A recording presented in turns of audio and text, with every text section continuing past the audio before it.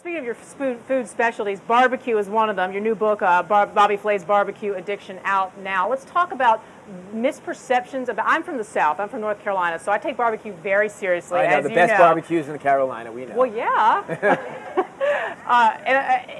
Barbecue in general, though, what's the biggest misperception in this country about what barbecue is, Bobby? You get into it a little bit in your book, but do it here. Well, the word barbecue means lots of different things to Americans. It can mean let's go to a barbecue, and actually we should be having one right now. This weather's beautiful. Everybody's off work today. Awesome. That's true. But barbecue technically means cooking low and slow. Brisket, ribs, pork shoulder, pork butt. Then there's also a grill, which people refer to as a barbecue as well. I used to fight the term, and I used to try to keep it,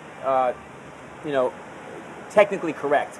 But now, I'm not going to fight it because Americans think of barbecue in lots of different ways. That's why I call it barbecue addiction, because anything that is outdoor cooking, actually going to the event itself, what you're cooking on, or something that you are cooking, to me it's all barbecue. So it doesn't really matter.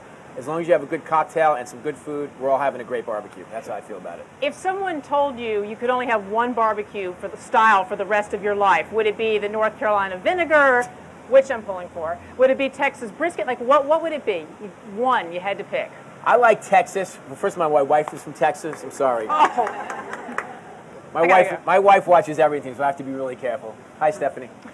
I love beef, and Texas is really about beef, and so I love beef ribs more than I like pork ribs. I love brisket. I mean, believe me, I love pork, and I love going to Carolina for the vinegar sauce and the mustard-based sauces. I love it all. Barbecue is the most controversial food subject in the country, period. Because whenever you go someplace, you go to Memphis and you say, how do you like the barbecue in Texas? And they say, they have barbecue in Texas? Right. I mean, people are really serious about their barbecue in the barbecue belt, for sure. Now, you've challenged Chef Gordon Ramsay, right, to an Iron Chef competition. I think he said recently, as soon as he finished doing an Iron Man, he would actually go up against you on Iron Chef. Great. So let's talk strategy here on this breakfast briefing. Where's your opening to beat him, you think? My opening? Yeah, where's his weakness? Where could you beat him? See, interesting. Somebody asked me this yesterday about Iron Chef. I don't play defense in Iron Chef. I play offense. Because I can't worry about what I know my competitor can cook. I know that person is going to put out amazing food.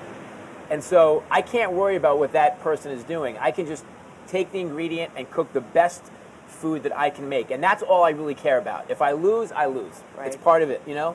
And of course I would love to win. You know, with Gordon, Gordon said a few things about me in a magazine. I'm not the first one he's come after. But I thought, you know what? Okay, he started.